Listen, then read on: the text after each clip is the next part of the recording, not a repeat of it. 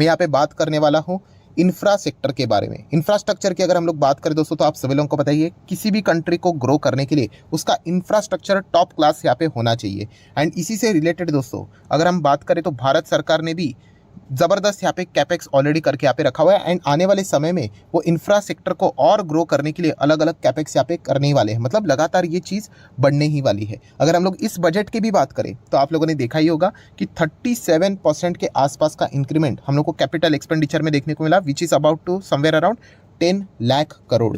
सो definitely आने वाले समय में ये जो एक्सपेंडिचर है वो और भी हम लोग को बढ़ते हुए देखने, हाँ परसेंटेज के फॉर्म में थोड़ी सी कमतरता देखने को मिल सकती है, बट येस अगर आप ये कह रहे हो बार बार कि हमें दुनिया की बड़ी अर्थव्यवस्था बननी है, टॉप 3 में यहाँ पे आना है, ठीक है, डेवलपिंग से डेवलप जाना है, तो ये सारी चीज़ें ऐसी नहीं होती। आपको हर एक चीज़ को इम्प्रूव करना पड़ेगा। इंफ्रास्ट्रक्चर ये उसमें से मतलब बोलते हैं ना रीढ़ की हड्डी होती है दोस्तों। अगर देश को बहुत ऊपर लेके जाना है तो आपको इंफ्रास्ट्रक्चर फर्स्ट क्लास बनाना पड़ेगा, तभी ये चीज़ें पॉसिबल है। और इसमें देखा गया तो सारी चीज़ें आ गई, रोड्स आ गए, डैम्स आ गए, रेलवे इंफ्रास्ट्रक्चर आ गया, ब्रिज आ गए, सारी चीज़ें यहाँ पे आ जाती है। तो अगर देखा गया दोस्तों तो रिस्क भी इन्वॉल्व होती है। तो इंफ्रास्ट्रक्चर इस सेक्टर में सबसे बड़ी रिस्क क्या है? यस, यहाँ पे अगर देखा गया तो कर्जा बहुत लगता है दोस्तों, बहुत ही मतलब देखते हैं ना बोरिंग बहुत ज़्यादा हम लोग को देखने को मिल जाती है। अगर आप कंपनीज़ की बैलेंस शीट चेक करोगे, जो भी कंपनीज़ में अभी आपको दिखाऊंगा, तो लोन सेगमेंट बहुत ज़्यादा देखने को मिल जाता है। एंड जितना लोन ज़्यादा होगा तो उतना ही ज़्यादा आप लोगों को पता ही है उसका रीपेमेंट रहता है, इंटरेस्ट देना पड़ता है। एंड ऑटोमेटिकली आपका प्रॉफिट रेवेन्यू कितना भी अच्छा क्यों ना हो, ठीक है, प्रॉफिट नहीं रेवेन्यू कितना अच्छा क्यों ना हो, वो प्रॉफिट क्या हो जाता है, नीचे खिसक जाता है। क्यों? जस्ट बिकॉज ऑफ, क्योंकि आपको पता है आपका एक्सपेंडिचर बढ़ जाता है, आपको इंटरेस्ट देना पड़ता है। तो ये एक नेगेटिव पॉइंट जरूर देखने को यहाँ पे मिल जाता है। सो तो कौन कौन से स्टॉक आप स्टडी कर सकते हो? तो पहला तो दोस्तों इंफ्रा सेक्टर का king Larsen and Toubro L&T, अफलातून कंपनी। देखिए ये कंपनी स्लो चलती है, मैं पहले क्लियर कट आपको ये बता दूं, हर किसी के बस की बात नहीं। हाँ, तेजी देखकर आप 1 साल का डेटा देखोगे तो लगेगा अरे अच्छी कंपनी बता रहे हो सर 45%, ऐसी बात नहीं है दोस्तों। 5 साल का डेटा देखिए कितना है, लगभग 100% के आसपास, वो भी अभी तेजी देखने को मिली, वरना ये भी पहले हम लोग को फ्लैट ही चलते हुए देखने को मिल रहा था। ठीक है, मैं पहले ही बताना चाहूँगा ये सारे रिस्क आप लोगों को पता है यहाँ पे होने चाहिए। स्लो चलती है कंपनी, बट येस ये कंपनी में आपका पैसा डूबेगा नहीं। इसमें होता क्या है दोस्तों, ये कंपनीज में इनमें ना बड़े लोग पैसा रखते हैं। बड़े लोग मतलब कैसे, ये चीज़ को समझो। देखिए अगर किसी के पास 10,000 है, ठीक है, अगर मान लीजिए किसी ने इसमें 10,000 लगाया, ठीक है, 1 साल मतलब 5 साल के बाद आपका पैसा डबल होगा, बट कितना होगा, 20,000 होगा। बट अगर किसी के पास 10 करोड़ है, आप समझ रहे हो, और उसका पैसा डबल हो गया, 20 करोड़ हो गया, डिफरेंस है दोस्तों 20,000 में और 20 करोड़ में। टेक्निकली आप बोलोगे 100% है, मतलब रिटर्न्स मिले, वो सही है, बट 10 करोड़ का 20 करोड़, आप समझ रहे हो, और 10,000 का 20,000 फर्क है। तो इस प्रकार से हम लोगों ने सोचना है। अगर आपके पास छोटी पूंजी है तो फिर यहाँ पे ऐसे कंपनीज में जाके कुछ फायदा आपका बनेगा नहीं, बट अगर आपके पास बड़ी पूंजी है एंड आप एफडी से ज़्यादा तो निकालना चाहते हो, तो ज़रूर विचार कर सकते हो कि ये सेक्टर आने वाले समय में ग्रो होने वाले हैं। सो ये एक अच्छा खासा ऑप्शन हो सकता है। सिमिलर वे अल्ट्राटेक सीमेंट, ये भी कमाल की कंपनी, शानदार रिटर्न्स इसने भी दिए हैं। 5 साल का डेटा देखोगे 96% की रिटर्न्स। ये मत समझ लेना कि ये हर वक्त पैसा बना के देगा, ये भी स्लो चलता है।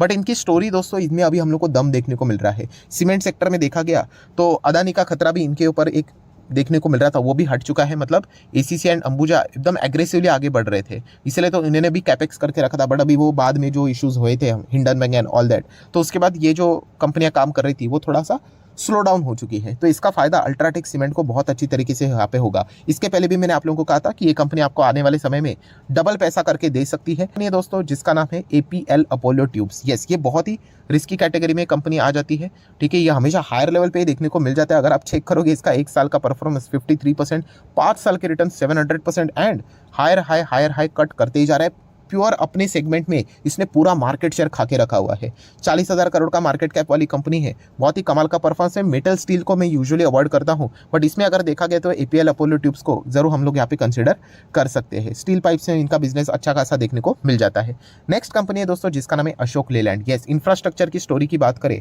तो व्हीकल्स की भी इंपॉर्टेंस यहाँ पे रहती है, तो उसमें अशोक लेलैंड अच्छा खासा योगदान दे सकता है। सो आप चाहो तो इसको भी स्टडी कर लेना। हाल ही में हम लोगों ने देखा इनको अलग अलग डिफेंस के भी ऑर्डर आते हैं, तो ये इंफ्रा में काम करता है, प्लस डिफेंस में भी अभी इनका योगदान हम लोग को अच्छा खासा देखने को मिल जाता है, जो कि एक इनको नया सेगमेंट मिल चुका है, जी इंफ्रा इंजीनियरिंग लिमिटेड। यस, इसको भी हम लोग देखते थे कितने का था, एक माइक्रो कैप कंपनी था, मतलब कब 76% के रिटर्न फिलहाल तो देखने को यहाँ पे मिल रहे हैं। पूरे 5 साल भी हो गया क्या, 2018 के बाद 19, 20, 21, 22, 23, ओके ठीक है 5 साल हो चुके हैं।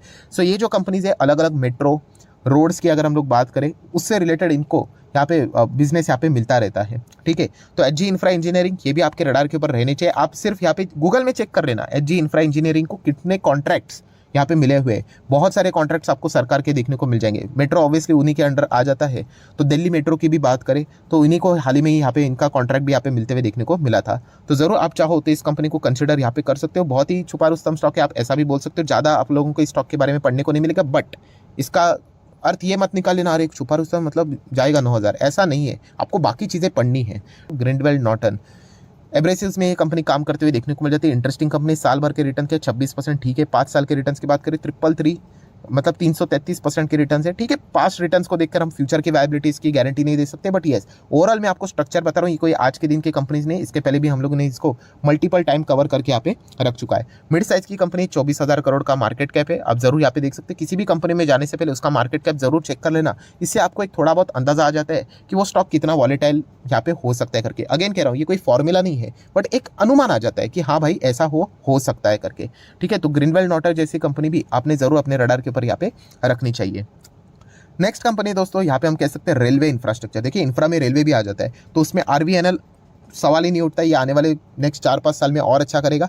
इसका पैटर्न सेम रहेगा, 2-3 साल ये नहीं चलेगा, फिर कमजोर निवेशक भाग जाएंगे एंड उसके बाद वो रॉकेट की तरह भागेगा। और जितना आप एक्सपेक्ट कर रहे थे कि 500% मिल जाए, देखिए मिल जाएगा, बट ऐसा रहेगा कि पेशेंस जो रखेंगे ना उन्हीं को मिल जाएगा। ये स्टॉक लिटरली ऐसा ही चलेगा करके। तो जरूर आप यहाँ पे आरवीएनएल जैसी कंपनी को कंसिडर कर सकते हो। ये इतना भाग चुका है तो भाग चुका है। इसका अर्थ ये थोड़ी कि यहाँ पे इसकी कहानी दी एंड हो गई करके, कि अभी तो ये भागेगा ही नहीं करके, ठीक है। देखिए आपको छोटा मोटा पैसे से फर्क पड़ता है कि कलर है ये कंपनी सर 100 रुपये पे आ गई तो 110 पे आ गए तो 70-80 पे आ गए, तो अरे ये चलता रहेगा। शेयर मार्केट में हो आप, इसके पहले भी ये स्टॉक बहुत नीचे आया था, 20 रुपये का था, 10 पे आया था, मतलब 50% क्रैश।